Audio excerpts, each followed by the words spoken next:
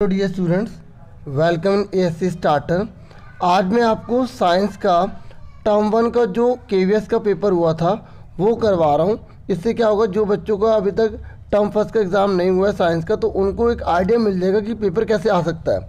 इससे पहले मैंने जो डीओई के जो प्रैक्टिस पेपर है वो भी आपको करवाए थे, ठीक है। तो होप आपने वो भी देखे होंगे, नहीं देखे तो आप डिस्क्रिप्शन में उन्हें भी देख लेना।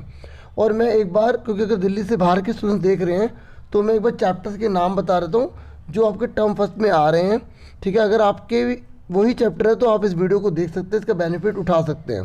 बाकी दिल्ली के सब स्टूडेंट्स तो सीबीएसई एनसीईआरटी जो है उससे कर रहे हैं, तो उनके तो ये हैं ही, ठीक है। बाकी एक बार चैप्टर्स में आपको बता देता हूँ।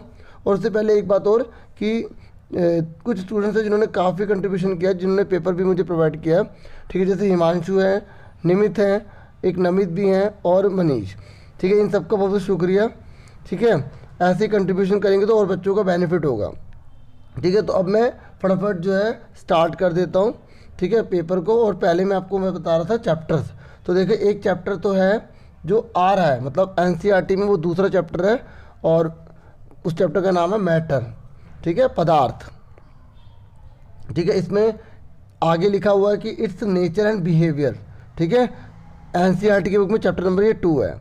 उसके बाद आपका एक चैप्टर आ रहा है, ठीक है, जो ऑर्गेनाइजेशन इन लिविंग वर्ड, ठीक है, जो आपका चैप्टर 5 और चैप्टर 6 है, ठीक है। उसके बाद मोशन, फोर्स एंड वर्क से रिलेटेड है, जो आपका चैप्टर 8 और 9 है, ठीक है। इस तरीके से आपका 5वां, 6ठा, 8वां, 9वां और दूसरा ये चैप्टर्स आ रहे हैं। अगर आपके ये आ रहे हैं तो ये वीडियो आप देख सकते हैं, वैल्यूएबल रहेगी, ठीक है। तो फटाफट इसको स्टार्ट कर देते हैं। देखिए, पहला क्वेश्चन आपसे पूछा गया। अच्छा, एक बात और मैं आपसे कहूँगा कि जो भी मैं क्वेश्चन पढ़ रहा हूँ उसके आंसर पहले अपने खुद देने की कोशिश करना, फिर उसके बाद अपने आंसर मैच करना। इससे पता लग जाएगा कि आपको कितना आता है और कितने आपके सही निकले हैं, ठीक है। आप चाहे तो कमेंट बॉक्स में मुझे बता सकते हैं कि आपके कितने आंसर सही थे, ठीक है। बाकी किसी में अगर डाउट होता है तो वो भी आप कमेंट बॉक्स में मुझे ज़रूर बताएँ, ठीक है। Colourless plastics are also known as, ये जो रंगहीन लवक होते हैं ना, उसको किस नाम से जाना जाता है, ठीक है।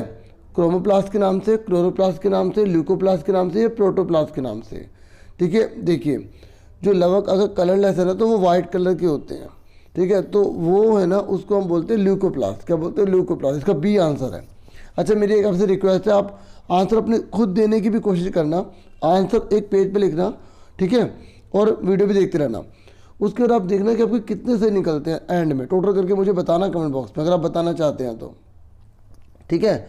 और थोड़े बहुत मैं एक्स्ट्रा नॉलेज भी इसमें दूंगा कि जो क्रोमोप्लास्ट है ना, पत्ती के अंदर जो हरा रंग के अलावा और भी रंग होते हैं, जैसे अगर फूल में या फल में लाल रंग आ रहा है, पीला रंग आ रहा है, तो वो क्रोमोप्लास्ट की वजह से होते हैं, ठीक है। और जो क्लोरोप्लास्ट है उसकी वजह से हरा रंग, इनके ग्रीन रंग होता है। उसके बाद अब आपको समझ में आ गया ना कि पहले का आंसर क्या है, बी। उसके दूसरा, अब वीडियो को रोक के आंसर सोच सकते हैं, ठीक है। दूसरा है, what is the name of the metal which exist in liquid state at the room temperature. ये कह रहा है कौन सा मेटल है जो लिक्विड स्टेट में जो है ना, रूम टेम्परेचर में, मतलब कमरे के ताप पर द्रव अवस्था में पाया जाता है, उस धातु का नाम आपको बताना है। देखिए, इसका आंसर है मरकरी, ठीक है। जो ब्रोमीन है ना वो नॉन मेटल है, अधातु है, इस बात को ध्यान रखना। सोडियम जो है ना और जो पोटेशियम है ये हाईली रिएक्टिव होते हैं, बहुत ही ज़्यादा अभिक्रियाशील होते हैं। इसको आप चाकू से आसानी से काट सकते हैं, और हाईली रिएक्टिव होते हैं इसलिए इनको मिट्टी के तेल में रखा जाता है, ठीक है। उसके बाद है थर्ड, ये कह रहा है कि आपको ना ए, बी, सी, डी, ई इनके नेम बताने हैं, ठीक है। जिन्होंने शॉर्ट्स वीडियो देखी होगी तो उसमें मैंने पिक्चर हिंदी इंग्लिश दोनों में दिखाई थी। आपको इसके नाम अच्छे से आने चाहिए, क्योंकि एग्जाम में कैसे भी क्वेश्चन आ सकता है, बहुत इंपॉर्टेंट है। और पेपर को अच्छे से करना। 4 ऑप्शन आपके सामने, आपसे पूछ रहा है कि क्या क्या नाम हो सकते हैं, ठीक है। तो 4 ऑप्शन है आपके सामने, आप बताइए क्या आंसर होगा, ठीक है। देखिए, ये जो होता है ना ब्लैक जो आप देख रहे हैं, इसे हम न्यूक्लियस कहते हैं। ये पूरी सेल बॉडी होती है, ठीक है। ये एक्सन होते हैं, ये डेंड्राइट होते हैं, और ये नर्व एंडिंग होती है, ठीक है। तो इसका आंसर जो है वो क्या हो जाएगा, डी हो जाएगा। इसका डी आंसर है, ठीक है। उसके बाद नेक्स्ट बोला गया विच of the following statement is correct regarding velocity and speed of a moving body. ये कह रहा है वेलोसिटी और स्पीड है अगर ये, तो इन दोनों के रेफरेंस में कौन सी लाइन बिल्कुल सही है। देखिए आपको पता होना चाहिए जो वेलोसिटी है हिंदी में इसको वेग कहा जाता है और स्पीड को जो है चाल कहा जाता है। जो वेलोसिटी होती है ना वो विद डायरेक्शन होती है, इसमें मैग्नीट्यूड भी होता है, जबकि जो स्पीड होती है ना इसमें कोई डायरेक्शन नहीं होती है, ठीक है, इसलिए इसको स्केलर कहते हैं और वेलोसिटी को वेक्टर कहते हैं। तो इसका आंसर आपको बताना है। तो जैसे पहले में लिखा है ना कि velocity of a moving body is always higher than its speed, तो ये हो ही नहीं सकता। वेलोसिटी जो है ना वो कभी भी स्पीड से ज़्यादा नहीं हो सकती, इसके बराबर या उससे कम हो सकती है, ठीक है। तो इसका आंसर जो है ना वो डी है, ठीक है, क्योंकि वेलोसिटी जो होती है ना किसी मूविंग बॉडी की, ठीक है, वो स्पीड ही होती है लेकिन वो गिवन डायरेक्शन होती है। जब स्पीड किसी गिवन डायरेक्शन में हो जाए तो वो वेलोसिटी, क्योंकि वेलोसिटी भी डायरेक्शन होती है, ये आपको याद रखना है, वेक्टर क्वांटिटी होती है। क्योंकि देखो मैं बार बार एक्स्ट्रा चीज़ भी बता रहा हूँ, आपको ये अच्छे से पता होने चाहिए। पता है तो बहुत ही बढ़िया, और अगर नहीं पता तो आप अच्छे से करें, क्योंकि आसपास की चीज़ें जो पेपर में आती है उसकी ज़रूर किया करो, काफ़ी अच्छे से तैयारी हो जाती है, ठीक है। समझ में आ गया आपको, यहाँ तक क्लियर हो गया ना। अब आगे देखिए नेक्स्ट क्वेश्चन आपको ट्राई करना है। ये कह रहे थे inertia of object tends to cause the object. देखो इनर्शिया मतलब हिंदी में जड़त्व कहा जाता है। वो जो जड़त्व होता है ना वो क्या बताता है किसी ऑब्जेक्ट के बारे में, क्या कारण बताता है, क्या बताता है। आपको चार ऑप्शन आप पढ़िए कि स्पीड बढ़ाता है किसी की, डिक्रीज करता है या रेसिस्ट करता है किसी भी चेंज को। मतलब कोई भी चेंज है उसको रेसिस्ट करना, मतलब पता है क्या, ये जो इनर्शिया है ना मतलब ये कहते हैं कि अगर कोई चीज़ रुकी है तो वो रुकी रहे और चल रही है तो वो चलती रहे, ये जड़त्व होता है। तो इसका आंसर जो है वो सी है, ठीक है। देखिए वीडियो को रोक के फटाफट अपने आंसर दे देते रहना, क्योंकि अगर मैं बहुत धीरे धीरे चलूँगा तो वीडियो काफ़ी लंबी हो जाएगी, आप आराम से उसे कर सकते हैं, ठीक है। तो उसके बाद नेक्स्ट है, तो ये समझ में आ गया ना आपको, इनर्शिया वाला तो आ गया ना कि इनर्शिया कहता है कि कोई चीज़ रुके तो रुकिए रहे, चल रहे तो चलते रहे, विरोध करता है, वो रेसिस्ट करता है किसी भी प्रकार के चेंज को, ठीक है। इसलिए इसका आंसर जो है वो सी है। फिर नेक्स्ट है tincture of iodine has antiseptic properties. जो टिंचर है ना आयोडीन का उसमें एंटीसेप्टिक प्रॉपर्टीज होती है। आपको पता है एंटीसेप्टिक क्या होता है, ठीक है, आपने सुना भी होगा उसकी मेडिकल की लाइन में। तो मतलब किसी प्रकार का इन्फेक्शन ना हो उसको रोकने के लिए। तो ये कह रहे हैं कि जो सॉल्यूशन है ना वो कैसे बनाया जाता है, जो टिंचर आयोडीन है कैसे बनाया जाता है। चार ऑप्शन आपके सामने है। आयोडीन को हिंदी में आयोडीन ही कहते हैं। तो किससे बनाया जाता है, तो ये आयोडीन अल्कोहल वैसलीन किससे बनाया जाता है, तो इसका आंसर है आयोडीन अल्कोहल, ठीक है। उसके बाद नेक्स्ट ये कह रहे हैं कि which of the following organelle have double membrane. ये कह रहे कौन सा ऐसा या अंग है जिसमें जो है डबल मेम्ब्रेन पाई जाती है, ठीक है। तो क्लोरोप्लास्ट है, लाइसोसोम है, राइबोसोम है, वैक्यूल्स है। तो इसमें जो डबल मेम्ब्रेन है ना वो क्लोरोप्लास्ट में पाई जाती है, ठीक है। सेल वॉल सुना होगा आपने, प्लाज्मा मेम्ब्रेन सुना होगा, है ना। जो मैंने भी आपको बताया वो प्लांट सेल की दो जो है ना मेम्ब्रेन होती है। लेकिन अगर आपसे मैं क्लोरोप्लास्ट की पूछूं कि जो क्लोरोप्लास्ट की जो डबल मेम्ब्रेन होती है ना उसको किस नाम से जाना जाता है, तो आपको अच्छे से पता होना चाहिए, उससे हम क्लोरोप्लास्ट एनवेलप कहते हैं, ठीक है, ये याद रखना। अब आगे देखिए। अच्छा एक बात और, ये जो वैक्यूल है ना इसमें सिंगल मेम्ब्रेन होती है और उस सिंगल मेम्ब्रेन का नाम आपको पता होना चाहिए, चाहे हिंदी हो इंग्लिश, उसे टोनोप्लास्ट कहते हैं, ठीक है। तो इसका आंसर क्या पूछा था, डबल मेम्ब्रेन तो क्लोरोप्लास्ट में होता है, इसका आंसर ए होगा। उसके बाद नेक्स्ट है A, the flexibility in plant is due to a tissue called. ये कह रहे जो प्लांट है ना उसमें जो फ्लेक्सिबिलिटी होती है वो किसकी वजह से होती है, ठीक है। तो आपको चार ऑप्शन दे रखे हैं, आप आराम से देख सकते हैं। तो पहला है क्लोरेनकाइमा, पैरेनकाइमा, स्क्लेरेनकाइमा या कोलेनकाइमा, ठीक है। तो आप देखिए अब आपको मैं कुछ कुछ काम भी दूंगा, ठीक है। तो 8वां जो क्वेश्चन है इसका तो आंसर है कोलन कायमा। और आप सब जैसे मान लो कोई एक बच्चा लिख देता है क्लोन कायमा पोस्ट के अंदर, मतलब कमेंट के अंदर, तो बाकी बच्चे उसे लाइक कर देंगे, ठीक है, कि हाँ भी उसने करा है। तो अगर किसी ने एक ने कर दिया तो दूसरा पैरन कायमा के बारे में लिखेगा, इससे क्या कोई और बच्चे पढ़ेंगे तो बहुत अच्छी नॉलेज मिलेगी और वीडियो बहुत बेनिफिशियल हो जाएगी, ठीक है। मतलब वीडियो भी होगी और कमेंट भी बहुत ज़्यादा यूजफुल हो जाएंगे, ठीक है। तो आप सबको ये काम जरूर, जिस बच्चे ने पहले बार कर रहा है वो किसी एक के ऊपर लिखना, और बाकी बच्चे जो नहीं लिखा होगा उसको में एक्स्ट्रा नॉलेज देना, ठीक है। इससे आपकी भी हेल्प होगी, दूसरे बच्चों की भी होगी, ठीक है। तो इसका आंसर में आ गया 8वीं का क्या है, कोलन कायमा। इसके बारे में और लिख सकते हो तो कोई कमेंट बॉक्स पे और लिखना। अब 9वां क्वेश्चन देखिए, ये कह रहा है a particle is moving in a circular path of radius r, ठीक है। ये कह रहे जो पार्टिकल है ना वो मूविंग में है, मतलब चल रहा है, उसकी रेडियस आर दे रखी है, और ये कहते हैं displacement after half a circle would be, जब सर्कल आधा हो जाएगा तो डिस्प्लेसमेंट कितना होगा।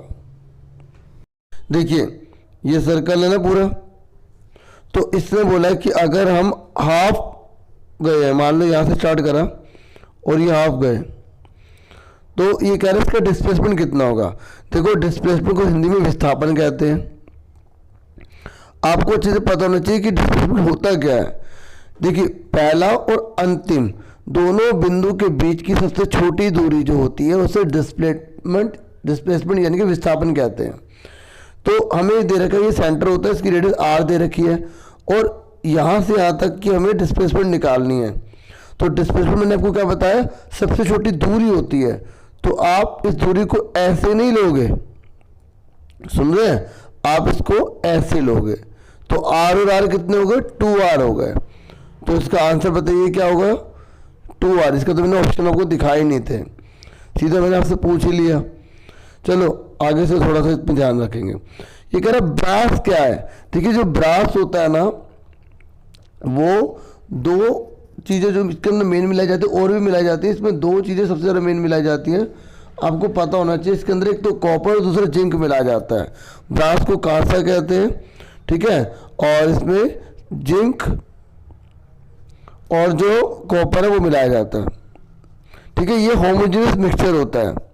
देखो कंपाउंड जो होता है ना, इसे हिंदी में यौगिक कहते हैं, ये डेफिनेट पोर्शन में होता है। जब किसी चीज़ को बिल्कुल निश्चित अनुपात में मिलाते हैं ना, उससे हम बोलते हैं कंपाउंड यानी कि यौगिक।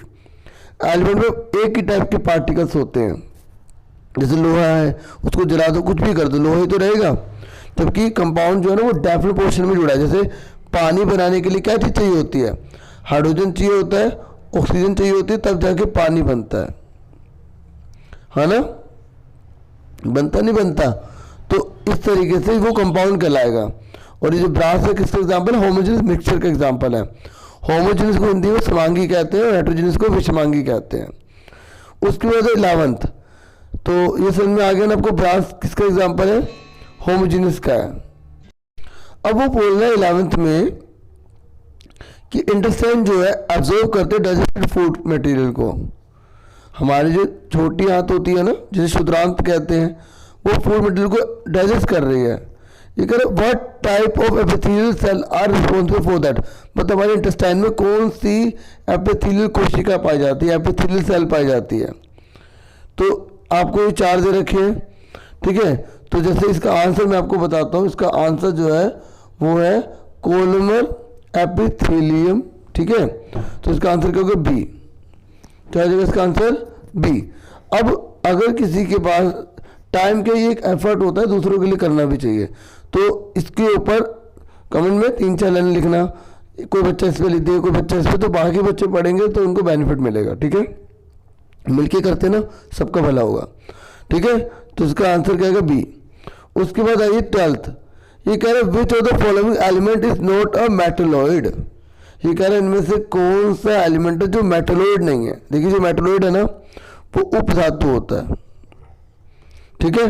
जब 2 या 2 से अधिक मेटल को मिलाते हैं ना, या नॉन मेटल को हम मिलाते हैं, तो वो मेटलॉइड होता है। तो कह रहे कौन सा मेटलॉइड नहीं है, कौन सा एलॉय नहीं है, बोरॉन, जर्मेनियम, सिलिकॉन या टंगस्टन। तो टंगस्टन जो है वो पूरा मेटल होता है, बाकी सारे क्या कहलाते हैं, मेटलोइड कहलाते हैं, एलॉय कहलाते हैं। ठीक है, तो इसका आंसर क्या हो जाएगा, डी। क्लियर हो गया। और सब बच्चे सिलिकॉन का कलर लिखेंगे, ठीक है, कमेंट बॉक्स में। उसके बाद है 13। अगर एक बच्चा भी लेते हैं बाकी लाइक करता करो, इससे मुझे पता लगे कितने बच्चों ने को मतलब देख रहे हैं और कितने बच्चे ध्यान दे रहे हैं। ठीक है, जैसे एक बच्चे ने उसके पे लाइक कर दिया। ठीक है, उसके बाद 13 पे देखिए। 13 ये कह रहा है osmosis is a process by which molecules of solvent tends to pass through a semi permeable membrane. ये कह रहा है जो ऑस्मोसिस है ना, जो परासरण होता है, उसमें क्या होता है कि वो निम्न से उच्च की तरफ जो है वो स्थानांतरित हो रहा है, उसका जो सॉल्यूशन जो भी उसके अंदर पार्टिकल्स है वो जा रहे हैं। तो ये कह रहा है कि जो स्टेटमेंट है ऑस्मोसिस के बारे में जो लिखा आप पढ़ भी सकते हैं, कौन सी चीज़ इन सारों में से जो है वो सही नहीं है। ठीक है, ये कह रहे हैं जो पानी का जो मूवमेंट होता है वो सेमी परमेबल मेम्ब्रेन में होता है। ठीक है, it's affected by the amount of substance dissolvent, जितना उसके अंदर सब्सटेंस डिसॉल्व होगा ना वो उस पर डिपेंड करेगा। तो बिल्कुल ट्रू है। ये कह रहे जो मेम्ब्रेन होती है ना, are made of organic molecule, ये जो इसकी मेम्ब्रेन बनी होती है ना, तो इसकी जो भित्ति बनी होती है वो ऑर्गेनिक मॉलिक्यूल्स की बनी होती है, जैसे प्रोटीन की, लिपिड्स की। तो ये भी ट्रू है। ये कह रहे जो मॉलिक्यूल सोल्यूबल होते हैं ना ऑर्गेनिक सॉल्वेंट में, वो ईजिली जो है वो पास हो सकते हैं, वो तो हमने देखा हो जाते हैं पास। ठीक है, ये कह रहे जो प्लाज्मा मेम्ब्रेन है ना कंटेन सेल इन प्लांट, तो ये सही नहीं है इसमें। ठीक है, तो ये इसके रिगार्डिंग सही नहीं है। ठीक है, ऑस्मोसिस से रिलेटेड ये कुछ भी नहीं है, तो इसका आंसर जो है डी हो जाएगा।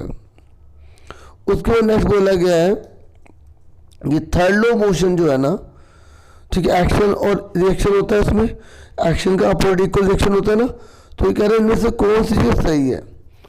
तो 14 में आपसे पूछ रहा है, मैंने क्वेश्चन बताते बताते बता भी दिया। तो गति का तीसरा नियम होता है ना, हर क्रिया की विपरीत प्रतिक्रिया होती है बराबर। ठीक है, तो इसका आंसर क्या होगा, ये होगा always act on two different bodies in opposite direction. ठीक है, बाकी इसका कोई आंसर नहीं है। आपको गति के तीनों नियम अच्छे से आने चाहिए। मैंने जो प्रैक्टिस पेपर बनाया था उसे जरूर देख लेना। ठीक है, वो आपके लिए काफ़ी हेल्पफुल होगा, उसमें भी बहुत डिटेल से बताया मैंने। उसके बाद नेक्स्ट है, ये कह रहा है from the given VT graph it can be inferred that the object is, ये कह रहे हैं आपको VT ग्राफ देखना है। ये देखिए, तो आपको बताना है कि ये जो VT ग्राफ है ना, इसमें जो ऑब्जेक्ट है ना वो क्या है, यूनिफॉर्म मोशन है, रेस्ट में है, नॉन यूनिफॉर्म मोशन है, या मूविंग विद यूनिफॉर्म एक्सेलरेशन। देखिए ये V है और ये T है, और मैंने अच्छे से बता रखा है जो पुराने बच्चे जुड़े हुए हैं कि जब ये एक्स एक्सिस के पैरेलल होता है तो उस समय जो एक्सेलरेशन होता है वो 0 होता है और जो मोशन होता है वो यूनिफॉर्म होता है। ठीक है, जब यहाँ पर ये एक्स अक्ष के समांतर होता है ना, तो त्वरण तब 0 होता है या वो एक समान गति होती है। तो इसका आंसर ए है। ठीक है, उसके 16 क्वेश्चन देखिए। ये 16 क्वेश्चन में कह रहा है कि उस साइंटिस्ट का नाम बताइए जिन्होंने सेल टर्म दिया।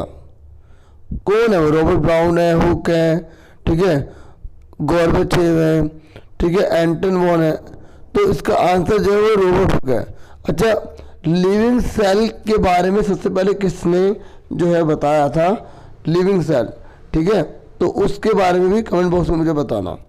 ठीक है, वही एक बच्चा बताएगा, बाकी उस पर लाइक कर देंगे, इससे मुझे पता लगेगा कि कितने बच्चे कर रहे हैं। और पता है आप ऐसे करेंगे ना, मुझे बहुत मोटिवेशन मिलेगा, मैं और वीडियोस लेकर आऊँगा आपके लिए अच्छी अच्छी।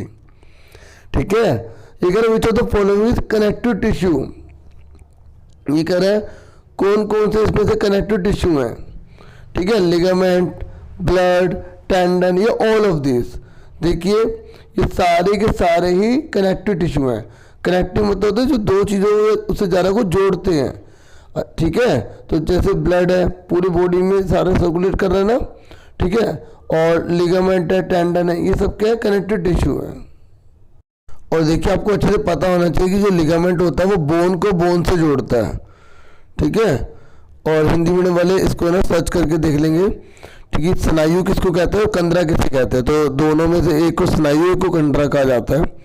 और हिंदी में तो आप देख लेंगे, लेकिन टेंडन का मतलब ये समझो जो बोन को मसल से जोड़ता है, ये बोन को बोन से जोड़ता है और जो टेंडन है वो बोन को मसल से जोड़ता है, ठीक है।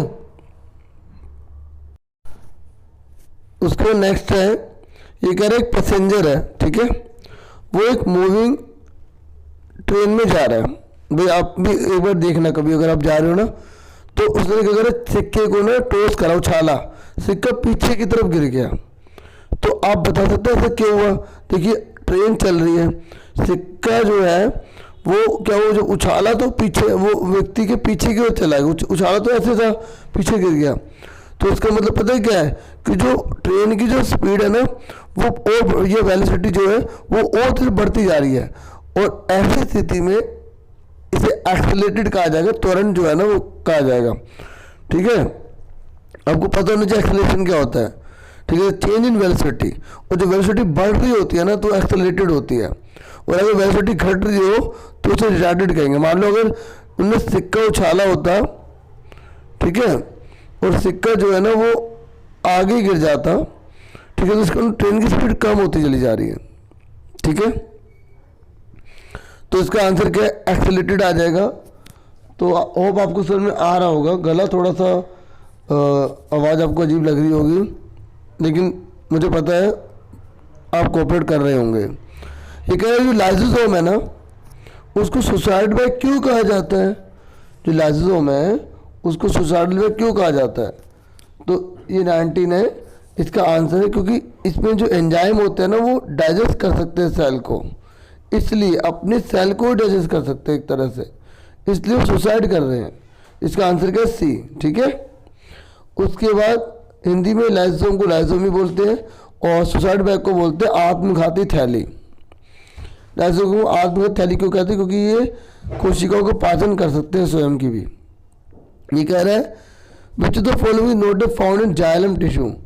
ये कह रहे हैं इनमें से कौन सा जाइलम टिश्यू में नहीं पाया जाता।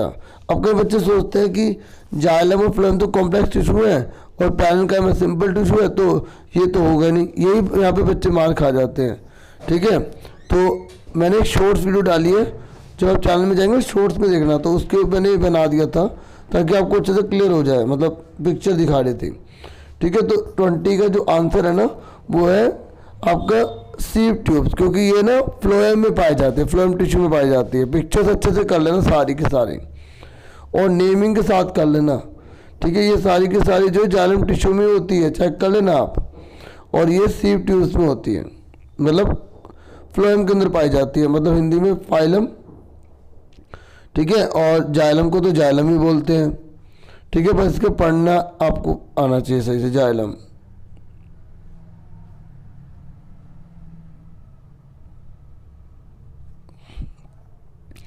उसके बाद नेक्स्ट है हमारा, तो बीच का समझ में आ गया ना आपको। नेक्स्ट है कहते हैं सेल ऑफ कोर्क, जो कोर्क है उसकी जो कोशिका है और compactly arrange without intercellular spaces, मतलब वो अरेंज है लेकिन उसमें स्पेस नहीं है, और with special type of substance called, तो जिसमें स्पेस नहीं होता उसमें स्पेशल टाइप का जो सब्सटेंस होता है उसे क्या बोला जाता है, इसको ही बोला जाता है सुबरीन, जो हमने ऊपर भी पढ़ा था, ठीक है। इसका आंसर ये आएगा। अच्छे से कर लेने, बहुत इंपॉर्टेंट क्वेश्चन है ये, बस सारे करना अच्छे से, ठीक है। उसके बाद कह रहे हैं रॉकेट जो है ना, रॉकेट जो उड़ता है ऊपर की तरफ जाता है ना, तो ये कह रहा है कि ये किस प्रिंसिपल पर काम करता है, मास पर, मोमेंटम पर, एनर्जी पर, वेलोसिटी पर, किस पर काम करता है, ठीक है। तो ये करता है मोमेंटम पर, ठीक है, याद रखना इस चीज़ को, मोमेंटम पर काम करता है। आप सपोर्टिव मटेरियल देखेंगे ना तो बहुत अच्छे एग्जाम्पल दे रखे हैं, तो आपको और अच्छे से क्लियर हो जाएगा। सपोर्टिव मटेरियल की मैंने एक वीडियो डाल दी है जिस जो अभी भी अपडेट हुआ है ना, आज ही हुए हैं, ठीक है, तो वो आप ज़रूर देख लेना, ठीक है, अगर आपके पास सपोर्टिव मटेरियल नहीं है नए वाले तो। उसके 23 देखिए, 23 में कह रहा है कि which of the following are homogeneous mixture, कौन कौन से होमोजेनियस मिक्सचर होते हैं, जिसमें इसे हिंदी में समांगी मिश्रण कहते हैं, जो यूनिफॉर्म होते हैं ना कॉम्पोजिशन, जिसका कॉम्पोजिशन यूनिफॉर्म होता है उसे कहा जाता है, ठीक है। चैप्टर नंबर 2 में है समांगी के बारे में, हिंदी वाले उसमें थोड़ा सर्च करेंगे, ठीक है। तो ये कह रहे हैं कौन सा समांगी है, तो आइस है, सॉइल है, वुड है या एयर है, तो आप जानते हैं सोइल तो हो नहीं सकती, ठीक है, और आपको पता है आइस और एयर ही होंगे, ठीक है। तो इसका आंसर क्या आ गया, ए और डी किसके अंदर है, फर्स्ट और डी बी के अंदर है, तो बी आंसर आ गया इसका, ठीक है, क्लियर हो गया। उसके बाद है नेक्स्ट 24, ये कह रहा है एक टिश्यू है whose cells are capable of dividing और रीडिवाइडिंग इज कॉल्ड, ये कह रहा है कौन सा टिश्यू है जिसकी सेल्स डिवाइड होती है, फिर और डिवाइड होती है, और डिवाइड होती है, ठीक है, तो वो कौन सा ऊतक है जो विभाजित और अविभाजित होता रहता है, ठीक है। 24 का आपका मैथमेटिक टिश्यू।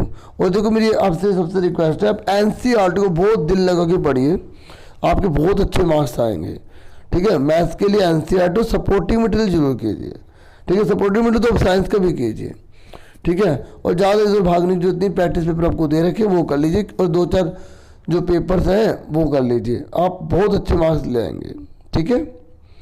अब 25 है, ये हमारा सेक्शन जो है बी है। तो सेक्शन बी में हमसे ये पिक्चर पूरी दिखाई गई है, आप आराम से इसे देखें, ठीक है। तो पढ़ देता हूँ, ये कह रहे हैं टाइनी पोर्स जो होते हैं found on the surface of the leaves of plant, छोटी छोटी छेद पत्ती के सरफेस पर पाए जाते हैं।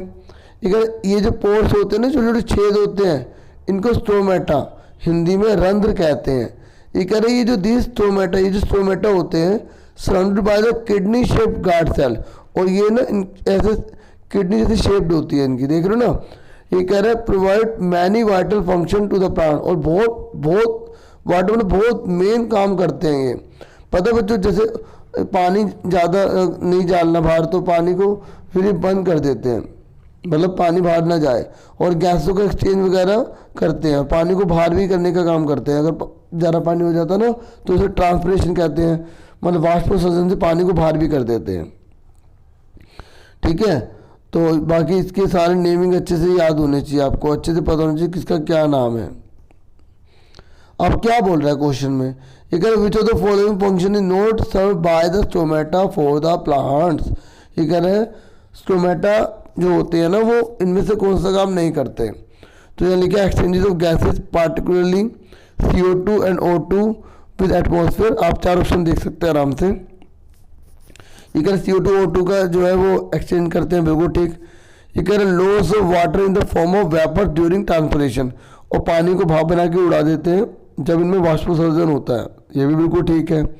ये कह रहे have to create pressure for water to rise upward, ये कह रहे हैं कि ये मदद करते हैं, ठीक है, ताकि पानी जो है ना वो ऊपर की ओर जो है ना वो प्रेशर की वजह से ऊपर की तरफ जाए, और ये ट्रांसपिरेशन के दौरान होता है, ये ऐसा यहाँ पर बोल रहा है।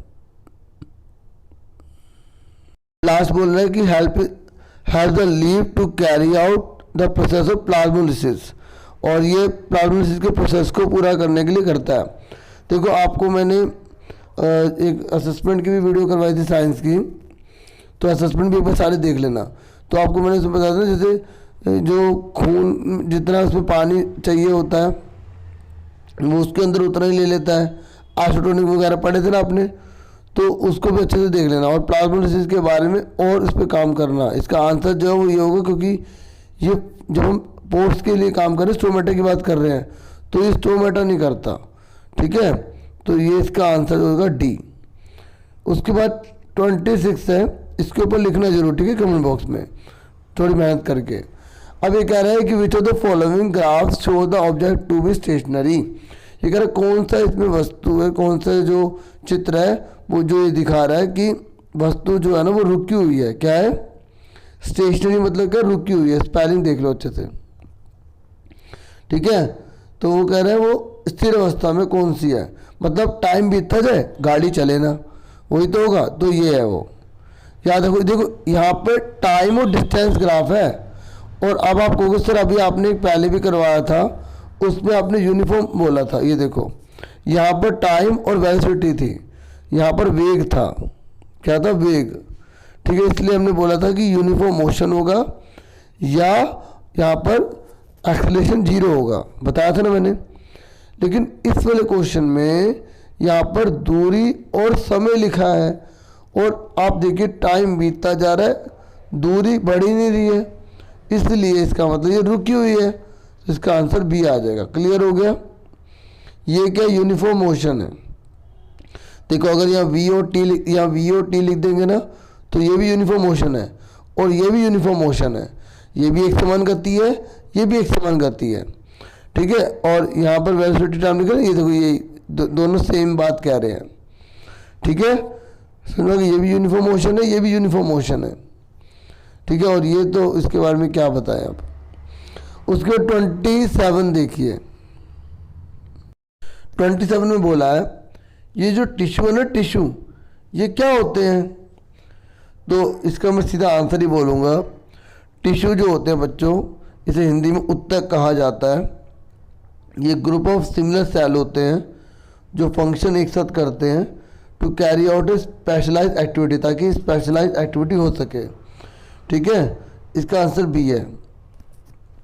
उसके बाद नेक्स्ट देखिए 28 में कह रहा है कि जो अमित है ना, वो जा रहा है pickle, was going to make pickle, अचार बनाने जा रहा है।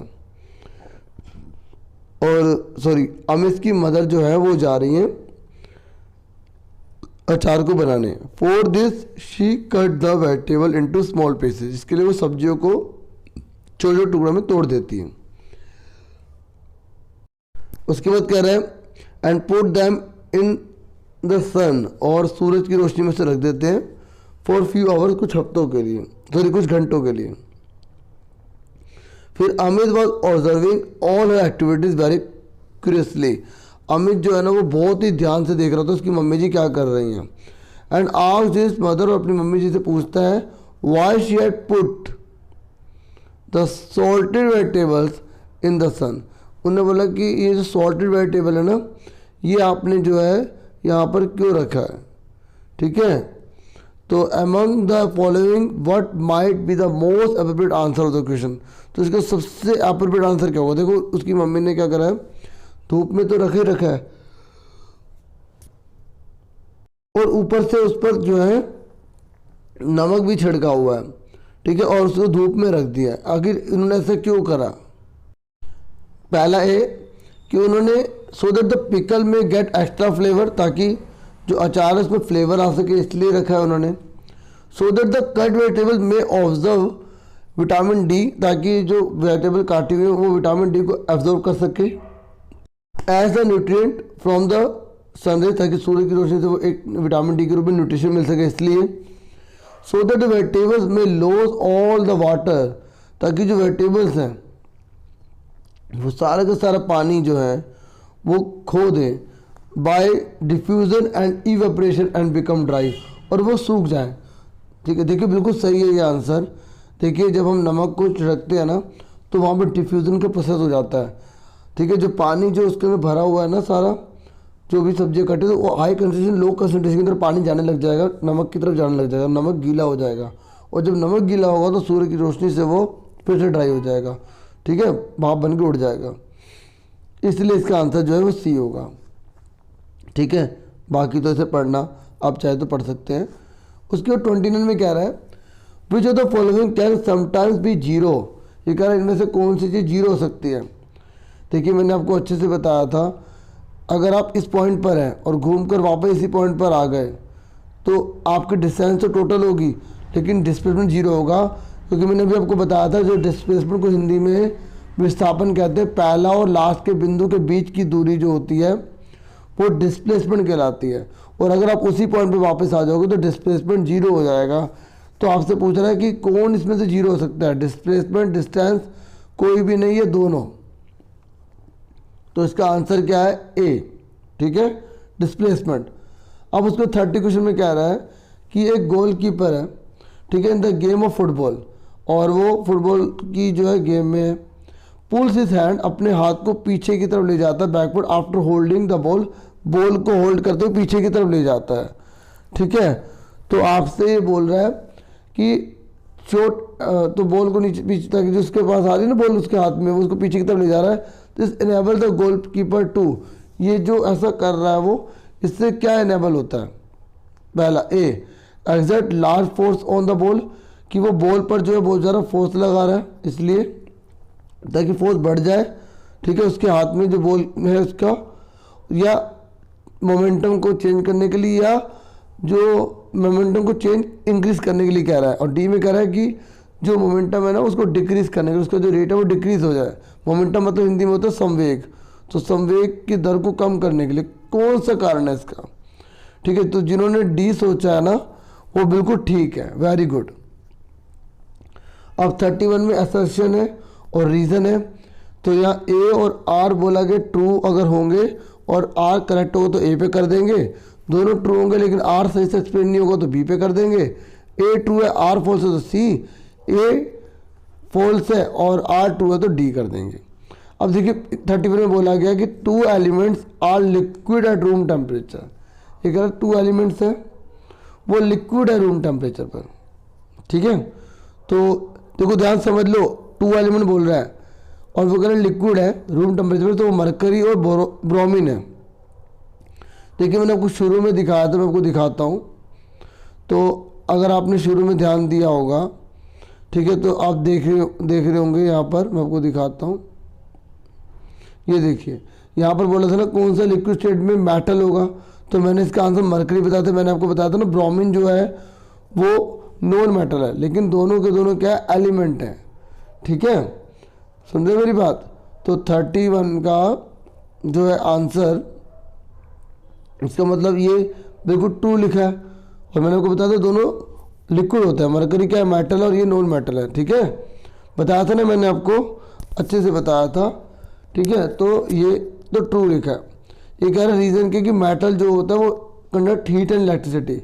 देखो ये भी ट्रू लिखा है कि मेटल जो होता है वो हीट और इलेक्ट्रिसिटी को कंडक्ट करते हैं, पर इसका रीज़न सही नहीं है ना, क्योंकि मरकरी तो मेटल है, ब्रोमीन मेटल है ही नहीं, तो इसका मतलब इसका रीज़न तो हुआ ही नहीं ना, लेकिन दोनों ट्रू है, तो इसलिए इसका आंसर क्या होगा, बी हो जाएगा, ठीक है, बी आ जाएगा ये वाला। आप पहले खुद भी ट्राई कर सकते हैं, ठीक है। और 32 में कह रहा है कि unlike xylem phloem can move material in both the direction. ये कह रहा है जैसे जाइलम है ना वो पानी को केवल ऊपर की तरफ लेके जाता है, उसका मूवमेंट केवल एक तरफ होता है, ऊपर है तो ऊपर ही ओर जाता है। ये कह रहा है लेकिन जो फ्लोएम है ना, जो फाइलम है हिंदी में, वो मटेरियल को ऊपर भी ले जा सकता है, नीचे भी ले जा सकता है। कह रहे बताओ ट्रू है। देखो आपको पता होना चाहिए जो जाइलम होता है वो पानी को ऊपर ले जाता है, मिनरल्स को ऊपर लेके जाता है। जो फ्लोएम होता है ना वो पत्ती के अंदर जो भोजन तैयार होता है ना उस भोजन को ऊपर भी लेके जाता है और जड़ में भी लेके जाता है, तो ये ऊपर नीचे जाता है ना, इसका मतलब ये ट्रू है। समझ में आ गई लाइन। जाइलम यार, क्योंकि देखो आपको एक्स्ट्रा भी पता होना चाहिए इसके आसपास।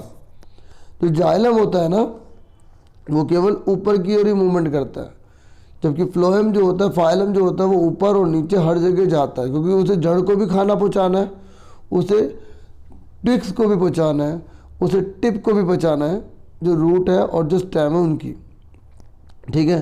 देखिए रीज़न क्या है कि फ्लोएम जो होता है वो ट्रांसफ़र करता है फूड को, तो बिल्कुल सही, फ्लोएम ट्रांसफ़र तो करता है फूड को, इसलिए तो उसको ऊपर नीचे दोनों तरफ जाना पड़ता है, इसलिए क्या है ट्रू है। और रीज़न भी सही लिखा है, इसलिए इसका आंसर जो ए है, ठीक है। उसके बाद नेक्स्ट देखिए आपका है 33 में ये कह रहा है कि जो डिस्प्लेसमेंट है ना, हिंदी में विस्थापन बोलते हैं, किसी ऑब्जेक्ट का वो जीरो भी हो सकता है, और जो डिस्टेंस होती है वो हो सकता है जीरो ना हो, लेकिन even if the distance covered is not zero. देखो आप यहाँ थे, यहाँ गए, यहाँ गए, यहाँ गए, ये 4 है, ये 4 है, 3 है, 3 है, ये ए पॉइंट है, ये बी है, ये सी है, डी है। तो अगर मैं आपसे पूछूं कि आप घूमकर वापस उसी जगह पर आ गए तो आपने कितनी डिस्टेंस कवर करी, कितनी दूरी, डिस्टेंस को हिंदी में दूरी बोलते हैं, तो कितनी हो जाएगी, 4 4 8 9 10 11 12 14 14 हो जाएगी। लेकिन अगर आपसे मैं डिस्प्लेसमेंट पूछूंगा, विस्थापन पूछूंगा, डिस्प्लेसमेंट को विस्थापन बोलते हैं, तो डिस्प्लेसमेंट कितना होगा, वो होगा 0, तो इसका मतलब ट्रू लिखा है। फिर कह रहा है ऐसा इसलिए होता है कि जो डिस्प्लेसमेंट होती है ना वो शॉर्टर डिस्टेंस होती है, पहले और अंतिम बिंदु के, इनिशियल और फाइनल बिंदु के बीच में, तो बिल्कुल ट्रू है। और रीज़न भी सही लिखा है, तो इसका भी आंसर ए हो जाएगा, ठीक है। अब आ जाइए 34 पर। तो 34 में बोला गया है कि एक सेल जो होती है वो फूल जाती है, ठीक है, और जब वो हाइपोटोनिक सॉल्यूशन में प्रेजेंट होती है, ठीक है, तो हाइपोटोनिक सॉल्यूशन में जब प्रेजेंट होती है तो फूल जाएगी, बिल्कुल ठीक है, ठीक है। और ये रीज़न कह रहा है कि more water molecule enter the cell than they leave.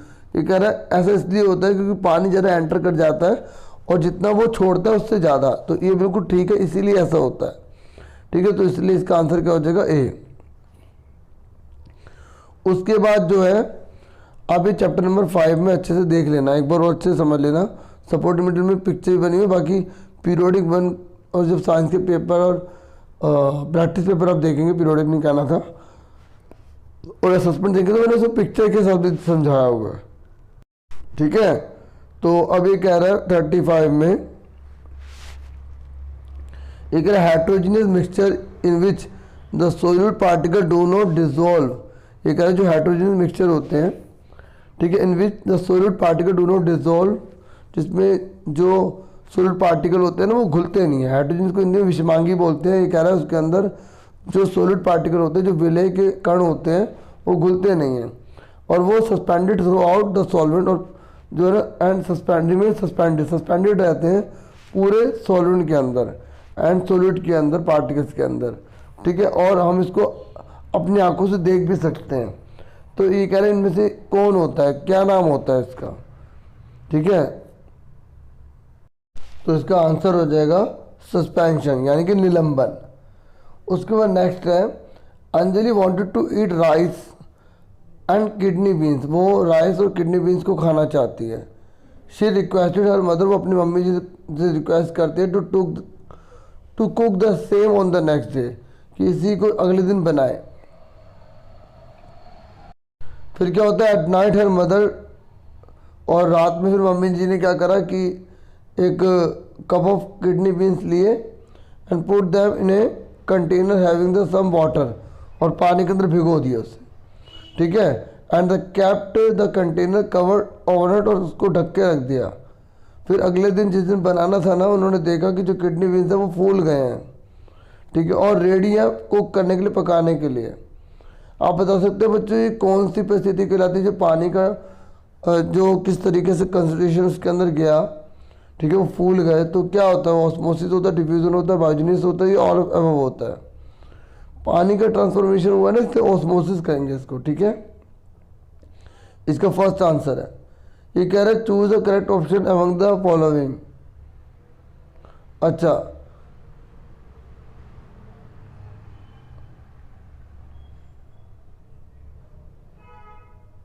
तो ये इसी के बेस पर इसको बना दिया गया है, तो ओनली 1 आप क्लिक कर देंगे, ठीक है।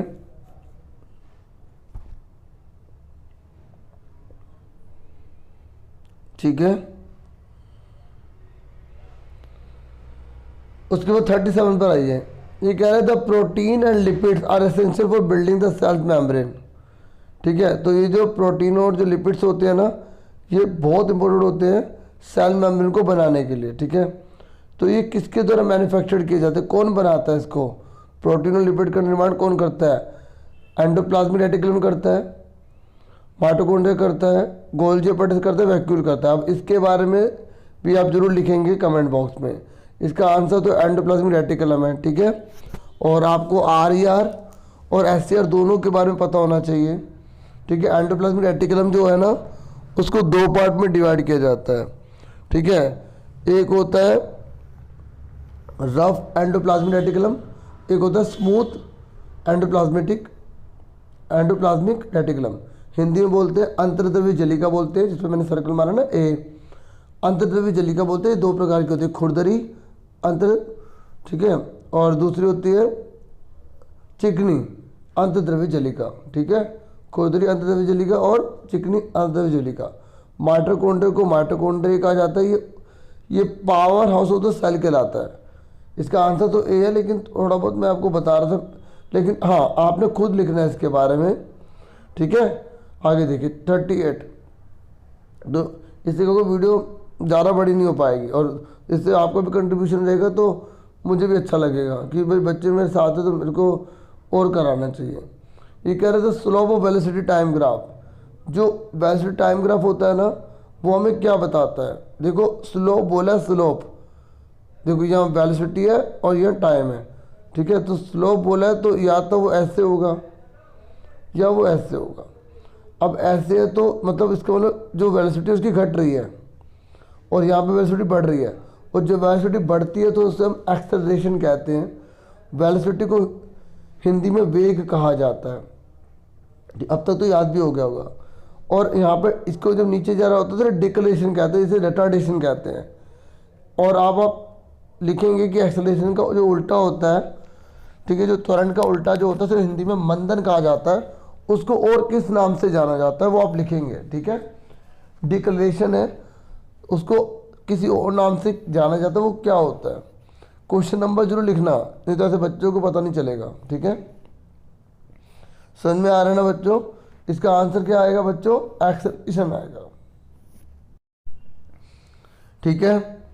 उसके बाद हमारा है नेक्स्ट, ये कह रहा है which of the following non metal is a good conductor of electricity. देखिए पेपर का पैटर्न बिल्कुल सेम आपका ऐसे ही आएगा, ठीक है। जितने भी स्टूडेंट देख रहे हैं ना सीबीएसई से एनसीईआरटी जो कर रहे हैं, पेपर का पैटर्न सेम ऐसे ही रहने वाला है। ये कह रहा है which of the following non metal is good conductor of electricity. ये कह रहा है कौन सा नॉन मेटल है लेकिन उसमें करंट पास हो जाता है। देखो एल्यूमिनियम, सिलिकॉन और गोल्ड ये तो मेटल है, हमसे तो नॉन मेटल बोला है, और जिसमें से करंट पास हो जाता है, मतलब एक ऐसी धातु जो विद्युत की सुचालक है। इसका आंसर है ग्रेफाइट, ठीक है। आपने पेंसिल की नोक देखी है ना, तो उसमें जो ग्रेफाइट ही तो होता है और इसमें करंट पास हो जाता है, ठीक है। अब है 40 क्वेश्चन। अगर according to the definition of pure substance which of the following is a pure substance. मतलब साइंस के अकॉर्डिंग किसको प्योर सब्सटेंस कहा जाता है, आइस को, आयरन को, मरकरी को, या ऑल ऑफ दिस को। ये सारे के सारे जो है ना प्योर सब्सटेंस कहलाए जाते हैं, ठीक है। ऑल ऑफ दिस आ जाएगा, जो यूनिफॉर्म कॉम्पोजिशन है ना, ये ऑल ऑफ दिस क्या है, प्योर सब्सटेंस है।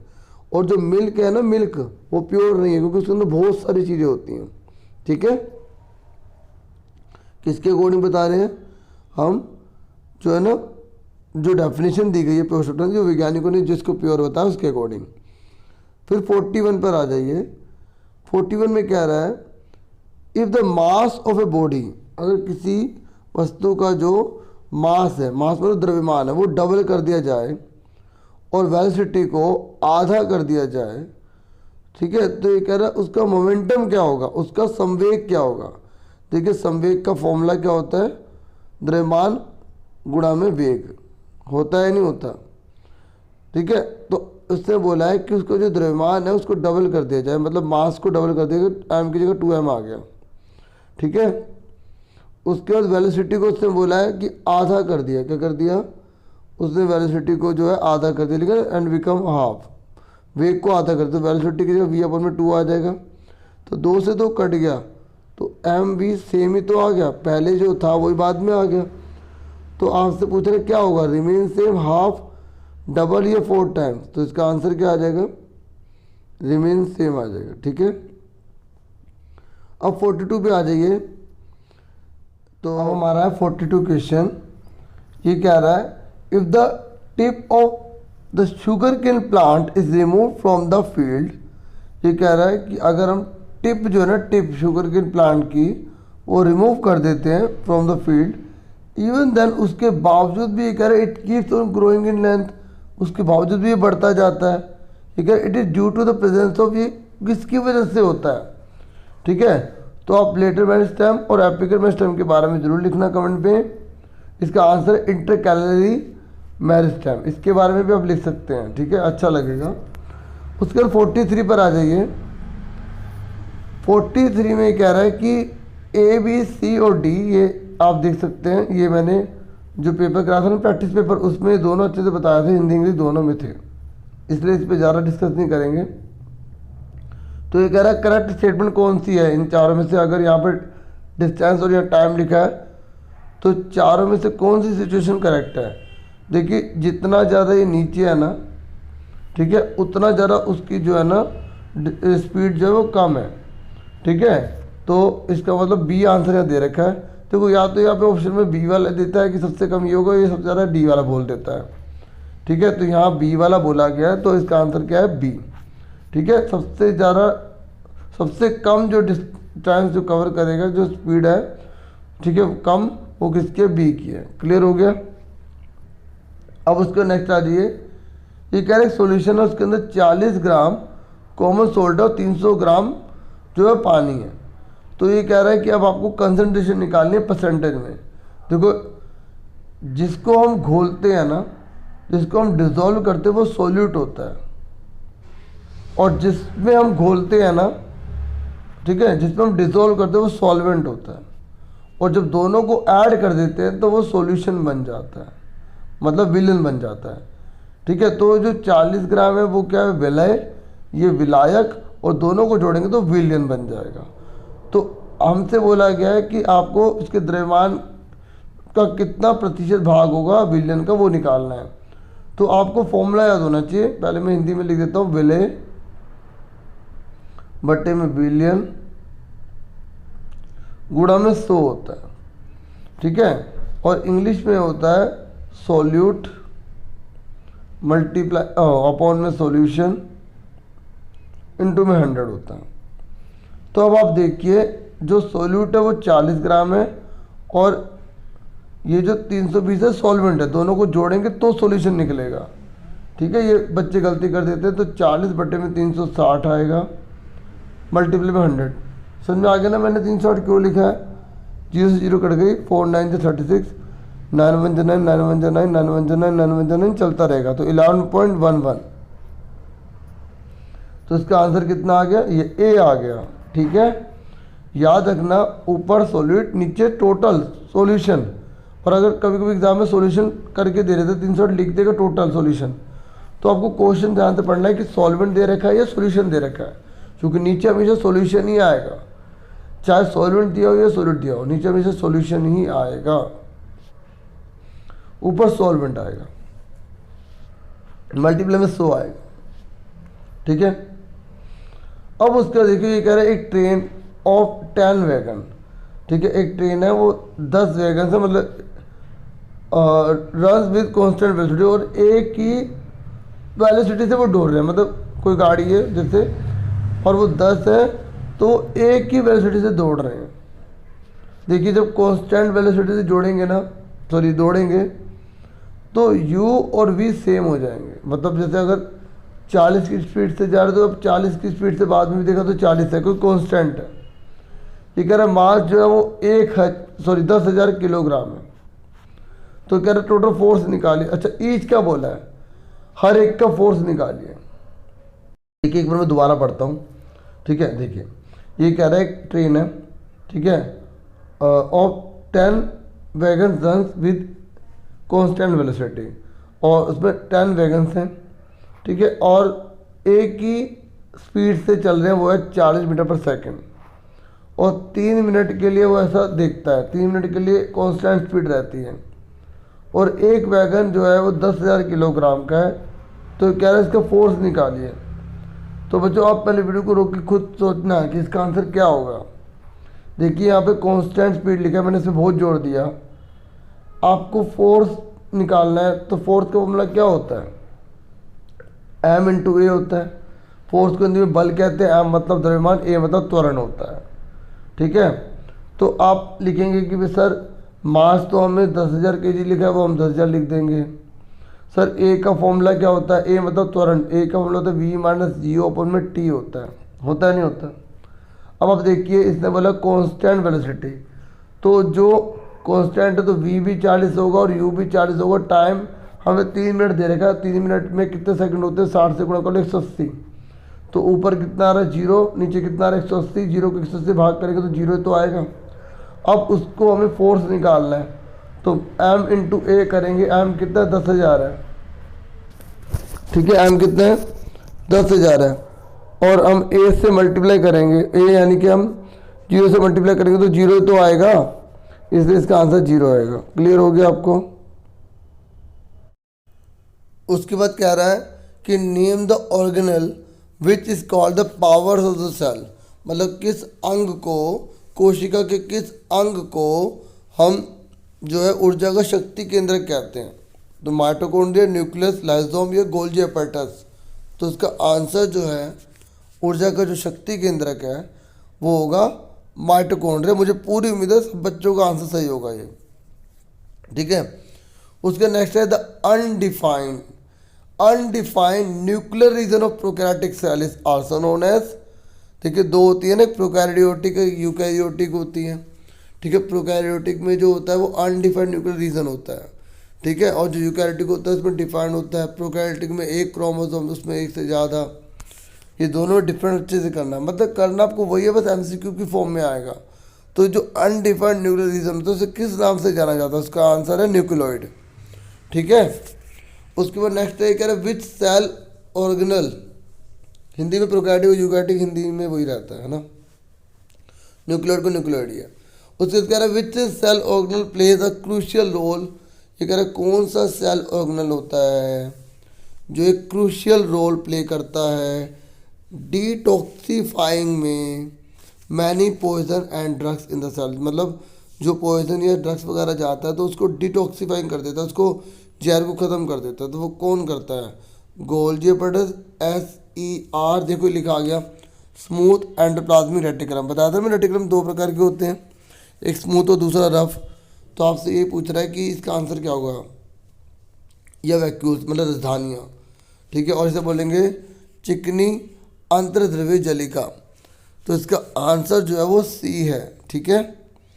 अब उसके बाद सेक्शन C पर आ जाइए, केस स्टडी है और इसमें 3 केसेस हैं, टोटल 12 क्वेश्चन हैं, आपको 10 ही करने हैं। तो सबसे पहला कोलाइड से रिलेटेड है। कोलाइड जो होता है, मतलब कोलाइड को कोलाइड ही कहते हैं।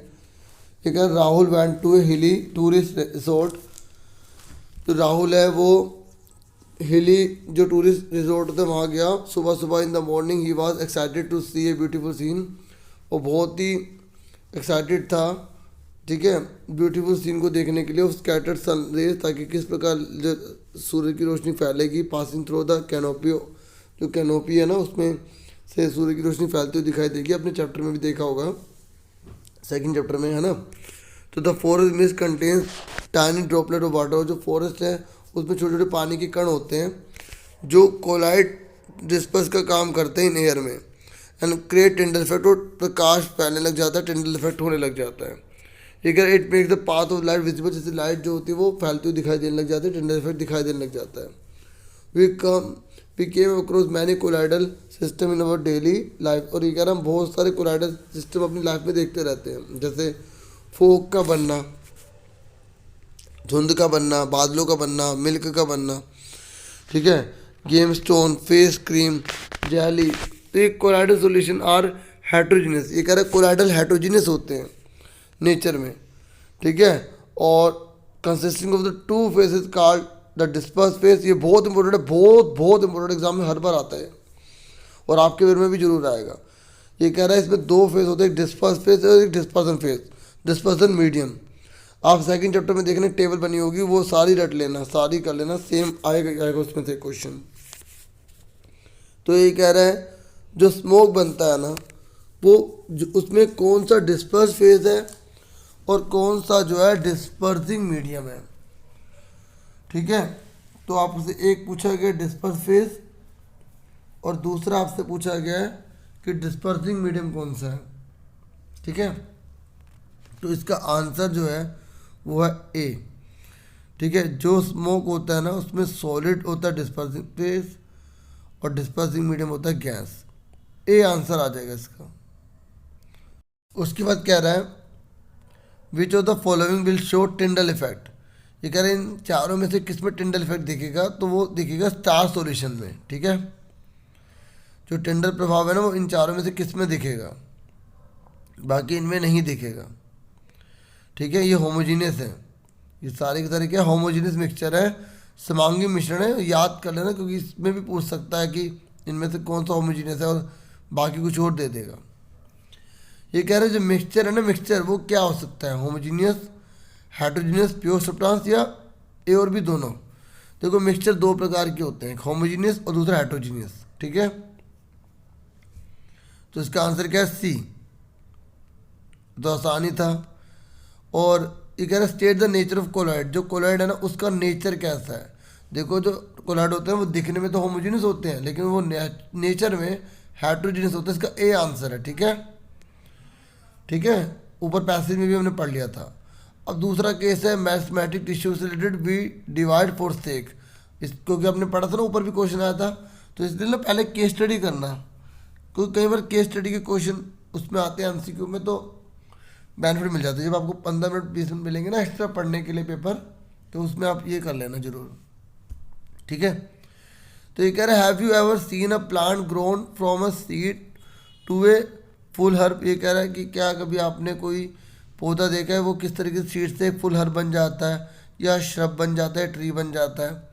कह रहा है and why do plant first generally increase in length then in with. ये कह रहा है पहले पौधे अपनी लेंथ बनाते हैं, फिर उनमें चौड़ापन आता है, हाँ या ना। How does all this happen, ये कैसे कैसे घटित होता है। It is due to the presence of specialised cell. ये कह रहा है पौधों के अंदर इसलिए होता है क्योंकि उनके अंदर जो है ना स्पेशलाइज्ड सेल पाई जाती है, दैट आर यंग, जो यंग होती है, इमेच्योर होती है, and have the ability to divide continuously, और जिसके अंदर एक ताकत होती है अपने को डिवाइड करने की, वो भी लगातार। देखिए मैरिस्मेटिक को ना हिंदी में विभिजोतक उत्तक कहते हैं, ठीक है। क्या कहते हैं, विभिजोतक उत्तक कहते हैं, ओके। तो आगे क्या कह रहा है, the meristematic tissue is found in the specific region. ये कह रहे हैं एक विशेष रीजन में पाए जाते हैं ये, अच्छा अच्छा। एक बार यहाँ से पढ़ देता हूँ क्योंकि शायद इसमें कुछ ये मैंने नहीं पढ़ा है ना। ये कह रहा है कि आपको समझ में आ गया। ये कह रहे हैं यंग होते हैं, इमेच्योर होते हैं, and have the ability to divide, अपने को डिवाइड करने की इनके अंदर एबिलिटी पाई जाती है। और सच सेल्स आर कॉल्ड, इस प्रकार की सेल को मैथमेटिक सेल कहते हैं। और जब ये ग्रुप बन जाती हैं पूरी तरह से, ठीक है, तो इसे हम मैथमेटिक टिश्यू कहते हैं। Tissue is compose of such cell, मतलब ग्रुप बन जाता है ना सेल का, तो उसे हम टिश्यू कहते हैं। ये कहते हैं cell of mathematic tissue are undifferentiated, ये अनडिफ्रेंशिएटेड होती है, मतलब अलग अलग नहीं होती। Young and have thin cell wall, इनकी पतली सेल वॉल होती है। प्रोमिनेंट न्यूक्लिय, इनका जो न्यूक्लिय होता है वो प्रोमिनेंट होता है। एंड डेंस साइटोप्लाज्म, इनका जो साइटोप्लाज्म होता है वो डेंस होता है। ये ध्यान रखना, ये थिन सेल वॉल होती है, थिन सेल वॉल होती है, याद रखना। और they do not have vacuoles, इसमें वैक्यूल्स नहीं पाया जाता। They result in the growth of the region where they occur in the plant, और ये वहीं पर ग्रोथ होगी जहाँ पर ये पाए जाते हैं पौधे के अंदर, जिस भाग में पाए जाते हैं। ये कहते हैं meristematic tissues is found in specific region of plant, ये किसी खास रीजन में ही पाए जाते हैं। Such region are called as meristem, ऐसे रीजन को मेरिस्टेम कहा जाता है। बेस्ड ऑन देयर लोकेशन, और लोकेशन के बेस पर they can be categorise as. ये कह रहे हैं इसकी लोकेशन के बेस पर इसको हम 3 पार्ट में डिवाइड करते हैं मैथमेटिक को, मतलब जो विभिजोतक उत्तक होते हैं उसे 3 पार्ट में डिवाइड किया जाता है। पिक्चर भी देखना बनी होगी चैप्टर नंबर 6 में। एक है एपिकल मेरिस्टेम, दूसरा इंटरकैलरी मेरिस्टेम, ठीक है, और जो होता है लेटरल मेरिस्टेम, ठीक है। ये कह रहा है apical meristem is found in the apex of the root, ये रूट के एपिक्स में पाए जाते हैं और शूट में पाए जाते हैं।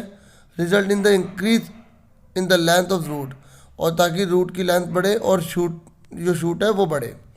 और जो लेटरल मेरिस्टेम होते हैं ना, ये देखो बनी भी है पिक्चर इसकी, जो लेटरल मेरिस्टेम है ना is found on the lateral sides, ये लेटरल साइड्स में होते हैं। And result in the increase in the girth, जो गर्थ है ना उसकी उसे बढ़ाने में मदद करते हैं स्टेम की, ठीक है, इन डाइकोट प्लांट। और ये पूरा पैरा, ये पूरा का पूरा पैरा अच्छे से एक एक बार कर लेना, क्योंकि इस पे क्वेश्चन आते ही आते हैं, ठीक है। ये बुक में आप देखेंगे, आपको चैप्टर 6 में मिल जाएगा, ठीक है। किसी का एनसीईआरटी नहीं है ना, तो वो गूगल से डाउनलोड भी कर सकता है, उस चैप्टर को मिल जाता है पीडीएफ, ठीक है। तो इस तरीके से ये कह रहा है कि intercalary meristem is located at the base of nodes, और ये कहाँ पाए जाते हैं, नोट्स के बेस पर पाए जाते हैं। Result in increasing the length of the note, और ये लेंथ ऑफ नोट को बढ़ाते हैं। अब आप देख लीजिए एपिकल कहाँ पर है, इंटरकैलरी कहाँ पर है, और लेटरल कहाँ पर है। ये कह रहे जो मैरिस्मेटिक टिश्यू है ना which loses their capacity to divide form, और अगर कोई मैरिस्मेटिक टिश्यू अपनी कैपेसिटी खो देता है डिवाइड करने की, तो वो परमानेंट टिश्यू बन जाते हैं, जैसे पैरेन्काइमा, कोलेनकाइमा और स्केलेनकाइमा, ठीक है। ये सारे के सारे जो है अपनी डिवाइड करने की क्षमता खो चुके हैं, इसलिए परमानेंट कहते हैं, ठीक है। तो इसके बेस पर आपको आंसर देने हैं कि given below are characteristics of meristematic tissue. आपको बताना है कि यहाँ पर मेरिस्टेमेटिक टिश्यू की कैरेक्टरिस्टिक दे रखी है, तो इनमें से कौन सी सही होगी। They are made of cell with thick cell, देखो लिखा ना थिक सेल बोल, ये तो था ही ऊपर पड़ा था थिन था, थिन है ना, तो इसे छोड़ दो। दे आर डिफरेंशिएटेड टिश्यू, ये डिफरेंशिएटेड टिश्यू होते हैं to have that have the ability to grow, जिनके अंदर एबिलिटी होती है ग्रो होने की, ठीक है। और अगर they are responsible for growth of the plant, ये पौधे के अंदर जो वृद्धि करने का एक बहुत बड़ा रिस्पॉन्सिबल कारण है। दे आर थिन, और ये थिन होते हैं cellulose cell wall and dense endoplasm, ये तो बिल्कुल ठीक है। फोर्थ बिल्कुल ठीक है, ठीक है। और उसके बाद हमसे यहाँ पर बोला गया है कि ये रिस्पॉन्सिबल होते हैं for the growth of plant, पर रिस्पॉन्सिबल तो है इन्हीं के से पौधों में ग्रोथ होती है, ठीक है। तो इसका आंसर क्या हो जाएगा, थर्ड और फोर्थ। ये कह रहा है they are differentiated tissues that have the ability to grow, ये कह रहे हैं डिफरेंशिएटेड टिश्यू होते हैं जिनके अंदर एबिलिटी होती है तो ग्रो होने की। ये तो हम इस टिश्यू की बात थोड़ी कर रहे हैं, ठीक है। तो हम तो मैथमेटिक की बात कर रहे हैं ना, जो अगर जिसकी एबिलिटी खो जाएगी वो बनेंगे परमानेंट टिश्यू, तो ठीक है। तो इसका आंसर जो है वो हो जाएगा थर्ड और फोर्थ, ठीक है, डी। और बाकी आप एक बार फिर भी यहाँ पर देख लीजिए, ये लिखा है ना, देखिए the cells of the mathematic tissue are undifferentiated लिखा है ना। तो ये तो बहुत आसान है, पैसेज में से आप आराम से कर सकते हैं, इसका स्क्रीनशॉट भी आप ले सकते हैं।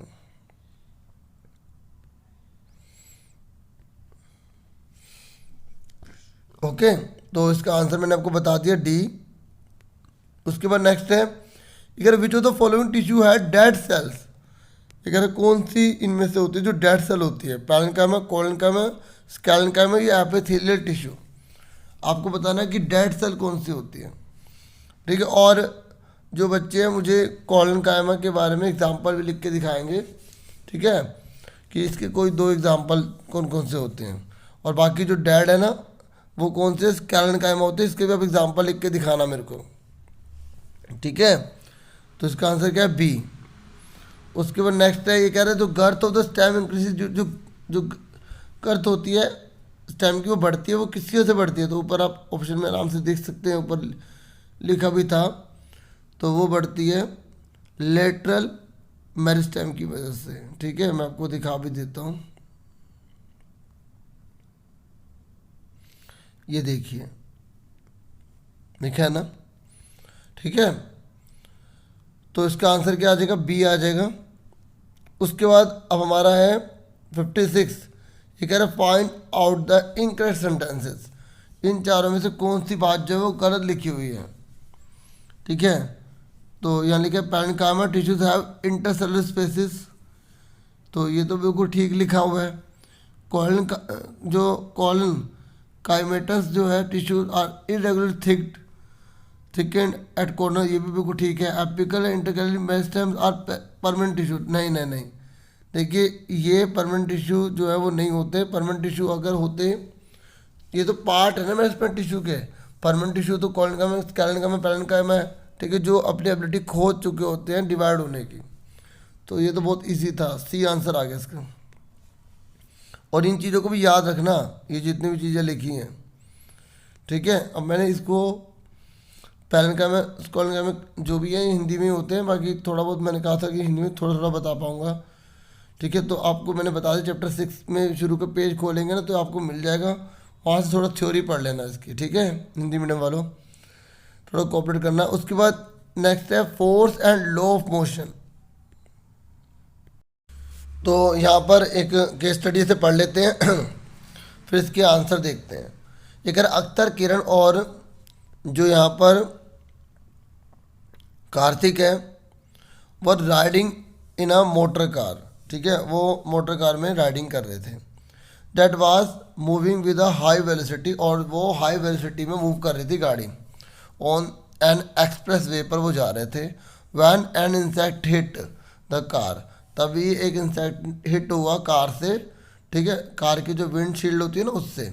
एंड गोट स्ट्रक, और एकदम स्ट्रक हो गया वो ऑन द विंड स्क्रीन, और विंड स्क्रीन पे एकदम टकरा गया उससे, ठीक है। फिर Akhtar and Kiran started pondering over the situation, और वो इस पूरी सिचुएशन को पॉन्डर कर रहे हैं, अच्छे से नोटिस कर रहे हैं। Kiran suggested that the insect suffered a greater change.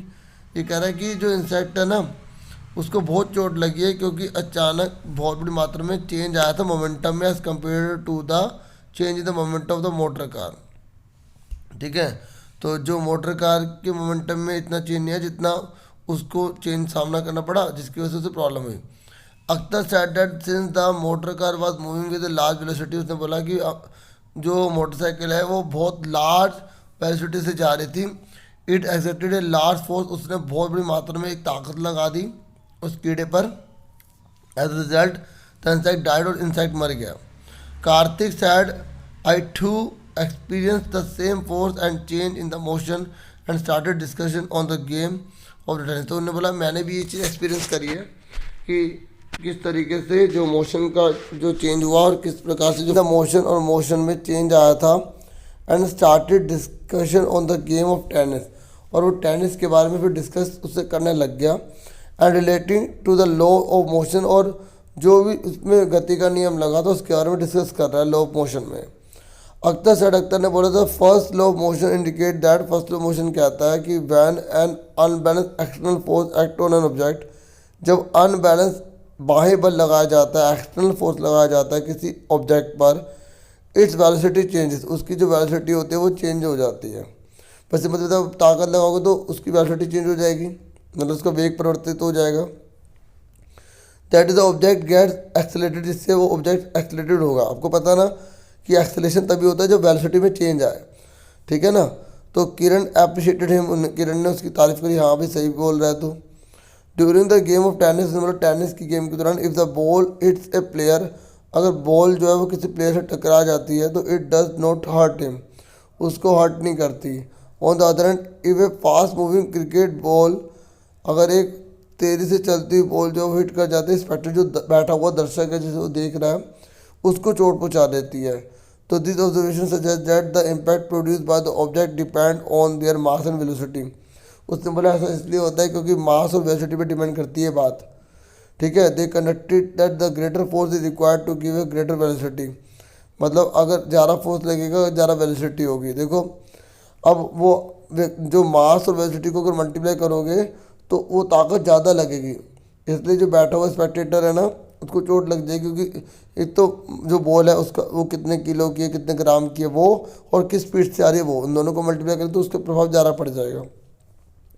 और जो व्यक्ति जो भाग रहा है तो वो उसको हर्ट नहीं, मतलब जो प्लेयर है उसको भाग रहा है उसको हर्ट नहीं करेगी, वो उसकी स्पीड को कम ला के उसकी वेलोसिटी कम कर देता है और उसको नुकसान नहीं पहुंचती है, ठीक है। इस वजह से बढ़ जाता है इफेक्ट, ठीक है। और आगे देखो अब ये 57 में क्या कह रहा है, ये बोला during the game of tennis, जब टेनिस की गेम हो रही होती है, if the ball hits A player, और बॉल जो हिट करती है प्लेयर को उसको हर्ट नहीं करती, ठीक है। ऐसा क्यों होता है, ठीक है, बताइए ऐसा क्यों होता है। क्योंकि किस पर डिपेंड करता है, मास पर, वेलोसिटी पर, मास और वेलोसिटी दोनों पर, या नन ऑफ दीज पर। देखिए दोनों पर, मास और वेलोसिटी दोनों पर निर्भर करेगा, ठीक है। उसको हिट करे या ना करे दोनों पर निर्भर करता है, ठीक है। क्योंकि वो इस प्रकार से उसके मास और वेलोसिटी को कम कर देता है जिससे उससे चोट नहीं लगती टेनिस का जो प्लेयर होता है, ठीक है, जबकि बैठे हुए को लग जाती है। तो इसका आंसर क्या आ जाएगा, सी, ठीक है। उसके बाद हमसे बोला गया एक बैट्समैन है, हिट से क्रिकेट बॉल, वो क्रिकेट बॉल को हिट करता है, ठीक है, and which then rolls on a level ground, और फिर वो रोल करते हुए लेवल ग्राउंड पे चली जाती है। आफ्टर कवरिंग ए शॉर्ट डिस्टेंस, फिर शॉर्ट डिस्टेंस कवर करने के बाद, ठीक है, वो क्या हो जाता है, वो रुक जाती है। ऐसा क्यों होता है, ठीक है। देखिए अब ये पूछ रहा है ऐसा क्यों होता है, तो इसका आंसर जो है वो हो जाएगा सी, सीधा आंसर बता रहा हूँ क्यों, क्योंकि there is a force on the ball, ball पर एक फोर्स लगेगा, ठीक है, क्योंकि बॉल जो है वो ज़मीन के कॉन्टैक्ट में, तो कॉन्टैक्ट फोर्स लगेगी जो उसको अपोजिट डायरेक्शन में खींचेगी, इसलिए वो रुक जाएगी, ठीक है। इसलिए सी आंसर इसका आ जाएगा। ये कह रहे जो मोमेंटम होता है ना वो कैसे निकाला जाता है, मोमेंटम को हिंदी में संवेग कहा जाता है, और सबका ऐसा ही मात्रक बोलेगा। देखो मैं ना जो पोस्ट होती है उस पर 4 पेज लगाऊंगा जिसमें कुछ फॉर्मूले लिखे होंगे, तो जो आप पोज देखेंगे ना वो मत सोचना कि उस पर खाली एक ही पेज है, आप उसको ऐसे से करेंगे तो आपको 4-5 पेज मिल जाएंगे। मैं लगा दूंगा थोड़े टाइम बाद, जब आप वीडियो अपलोड होएगी ना तो उसके बाद मैं बनाकर उसे 15 घंटे के अंदर या 24 घंटे के अंदर कह लो मैं लगा दूंगा, ठीक है। तो वो फॉर्मूले कुछ आपके लिए हेल्पफुल हो जाएंगे, ऐसे आपके लिए हेल्पफुल हो जाएगी। तो जो मोमेंटम है ना ऑब्जेक्ट का, वो किसका प्रोडक्ट होता है? मोमेंटम को समवेग बोला जाता है, इसको पी से डिनोट किया जाता है। तो ये एम, ठीक है, इनटू जो है वी, इससे निकाला जाता है। अभी हमने ऊपर भी करा था, तो ये कह रहा है कि मोमेंटम जो है किसका प्रोडक्ट है? मास ऑब्जेक्ट, वेलोसिटी, तो दोनों को मल्टीप्लाई करेंगे तो इसलिए बोथ ए एंड बी आ जाएगा, ठीक है। समझ में आ गया आपको? उसके बाद नेक्स्ट कह रहा है कि नेम द फिजिकल क्वांटिटी, उस फिजिकल क्वांटिटी का नाम बताइए that correspond to the rate of change of momentum, जो रेट ऑफ चेंज जो है ना मोमेंटम का करती है, तो किस पर होता है? फोर्स होता है वो, ठीक है, बल, और हिंदी में फोर्स को बल कहा जाता है, मोमेंटम को संवेग। अब देखिए जो हमने ऊपर क्वेश्चन करे थे ना, तो जितनी भी सारी पिक्चर्स आई थी, क्वेश्चन नंबर 3 में आपने पिक्चर देखी थी ना, ठीक है, तो जो 3 में जो पिक्चर आई थी, तो अब ये विजुअली जो इम्पेयर्ड बच्चे हैं जिनकी आंखों में प्रॉब्लम है, ठीक है, तो वो उनके लिए जो है ना ये थ्योरी में लिखे गए हैं क्वेश्चन, सेम वही वाले जो मैंने अभी करवाए थे, ठीक है। तो आप एक बार ये भी देख लो और आंसर्स के बताने की कोशिश करो, ठीक है। बाकी अगर नहीं देखेंगे तब भी कोई दिक्कत नहीं है, सेम ऊपर है, लेकिन एक आधा अगर होगा तो होगा चेंज। और वीडियो को लाइक जरूर कर देना, सब्सक्राइब जरूर करना चैनल को, ठीक है। तो फटाफट अब मैं इसको ज़्यादा समझाऊंगा नहीं, सीधा आंसर बताऊंगा कि जो नर्व सेल होती है उसमें इनमें से क्या नहीं पाया जाता, ठीक है। आपको 4 ऑप्शन दे रखे हैं, आपको बताना है कि नर्व सेल के अंदर 4 में से कौन सी जो चीज़ है वो नहीं होती है, ठीक है। तो action, nerve ending, dendrite, tendons, ठीक है। तो इसके अंदर जो है टेंडन नहीं होते हैं, है ना। तो इसका आंसर क्या आएगा? डी आ जाएगा। आपको अच्छे से पता होनी चाहिए एक एक चीज़, ठीक है। आपको मैंने बताया था ना कि जो नर्व सेल होती है उसके अंदर न्यूक्लियस होता है, डेंड्राइट होते हैं, सेल बॉडी होती है, एक्सन होता है, नर्व एंडिंग होती है, जो तंत्रिका तंत्र होते हैं, बस उसमें टेंडन नहीं पाए जाते। उसके कह रहे जो न्यूमेरिकल रेशियो जो होती है ना डिस्प्लेसमेंट की और डिस्टेंस की और मूविंग ऑब्जेक्ट की, वो क्या होगी? देखिए जो डिस्प्लेसमेंट है ना वो डिस्टेंस के इक्वल हो सकता है, ठीक है। डिस्प्लेसमेंट जो है मतलब विस्थापन बोलते हैं डिस्प्लेसमेंट को, और डिस्टेंस को बोलते हैं दूरी। जो डिस्प्लेसमेंट है ना वो डिस्टेंस के इक्वल हो सकता है या उससे कम हो सकता है, कभी भी डिस्टेंस से ज़्यादा नहीं हो सकता डिस्प्लेसमेंट। तो इसका आंसर क्या आएगा? इक्वल टू और लेस देन 1, ठीक है। तो 15वें क्वेश्चन का जो है आंसर क्या हो जाएगा? ए, ठीक है। क्लियर हो गया। उसके बाद नेक्स्ट है 25।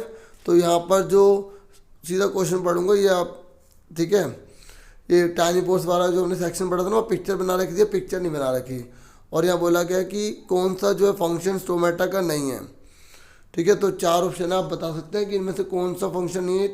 25 है, सेम देखेंगे 25 वाला भी यही था, वहाँ पिक्चर बनी थी, यहाँ पिक्चर नहीं बनी, ठीक है। तो वही है, यहाँ प्लाज्मोलिसिस जो है वो ये नहीं करता, ठीक है, तो प्रोसेस ऑफ प्लाज्मोलिसिस का काम नहीं करता ये। उसके बाद है 26 में भी हमें पिक्चर बना रखी थी। तो इसने बोला है कि अगर फ्री फॉल हो रहा है, वेलोसिटी पत्थर जो है नीचे गिर रहा है और उसकी जो है ना वेलोसिटी बढ़ती चली जा रही है, ठीक है, क्योंकि ग्रेविटेशन फोर्स होता है, धरती अपने नीचे खींचती है ना, गुरुत्वाकर्षण बल बोलते हैं। तो ये कह रहा है इनमें से कौन होगा? नॉन यूनिफॉर्म एक्सेलरेशन होगा, यूनिफॉर्म एक्सेलरेशन होगा, रिटार्डेशन होगा, ये कांस्टेंट स्पीड होगी, ठीक है। तो इसका आंसर जो है वो बी होगा, यूनिफॉर्म एक्सेलरेशन होगा, ठीक है। एक ही रेट से गिरेगा लेकिन बढ़ती जाएगा, वेलोसिटी बढ़ती जाएगी, ठीक है, इसलिए यूनिफॉर्म एक्सेलरेशन होगा। उसके बाद नेक्स्ट क्वेश्चन है 43। If the displacement of an object is proportional to the square of time then the object moves with, ये कह रहा है जो डिस्प्लेसमेंट है ना किसी भी वस्तु का वो निर्भर है टाइम के स्क्वायर पर, ठीक है, मतलब टाइम का स्क्वायर होता चला जा रहा है।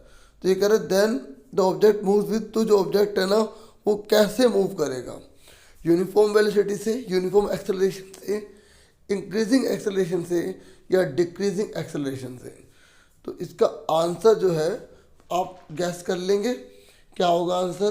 तो इसका आंसर मैं आपको बताता हूँ, इसका आंसर जो है वो होगा बी, यूनिफॉर्म एक्सेलरेशन से, ठीक है, क्योंकि वो बढ़ता चला जाएगा ना, ठीक है, और स्क्वायर होता जाएगा, स्क्वायर होता चला जाएगा, इसलिए जो है वो क्या होगा, यूनिफॉर्म एक्सेलरेशन होगा, ठीक है। 43 का क्या होगा, बी। उसके बाद नेक्स्ट है, ये पैसी थी, अभी मैंने आपको पढ़ा दी थी। उसके बाद क्वेश्चन पूछा गया था कि गिवन बिलो द कैटेसिस ऑफ द मैस्मेटिक टिश्यू, तो आपको बताना है कि जो मैस्मेटिक टिश्यू उसकी क्या कैटेसिस है, सेम ही क्वेश्चन है, तो इसका डी आंसर था, हमने पढ़ा था अभी 53 का, ठीक है। 54 में कह रहे which of the following tissue are has dead cell, तो कौन सी डेड थी, स्केलेनकाइमा डेड होती है ना। तो मैंने कहा था ना जो एक आधा अलग है ना, वो हम अच्छे से इसमें देख लेंगे। उसके बाद 55 है, क्या जो गर्थ ऑफ द स्टेम है ना, वो इंक्रीज होती है ड्यू टू, किसकी वजह से जो गर्थ होती है उसकी बढ़ती है, तो वो होता है लेटरल मेरिस्टेम, है ना। उसके बाद नेक्स्ट है, आपको इनकरेक्ट सेंटेंस बताना था इसमें से कि कौन सा जो इनकरेक्ट होगा, तो इसका आंसर जो है वो है सी, एपिकल इंटरकैलरी मेरिस्टेम और परमानेंट टिश्यू, ठीक है। मैंने आपको बताया था ये जो तो परमानेंट टिश्यू नहीं होता, ठीक है। इस तरीके से पूरा का पूरा हमने पेपर अच्छे से कर लिया। होप ये वीडियो आपके लिए काफ़ी हेल्पफुल रही होगी। आपसे फिर मिलेंगे एक नेक्स्ट वीडियो में। वीडियो को लाइक शेयर सब्सक्राइब जरूर कीजिएगा, और काफ़ी एफर्ट लगते हैं मोटिवेशन के लिए, ठीक है। तो होप आप अपनी तैयारी भी अच्छे से कर रहे होंगे, ठीक है। मैं और जल्दी ही वीडियोस लेकर आऊँगा एसएसटी की, हिंदी की वगैरह वगैरह, ठीक है। तो अपना पूरा ध्यान रखना। Thank you for watching and listening carefully. Take care yourself dear students.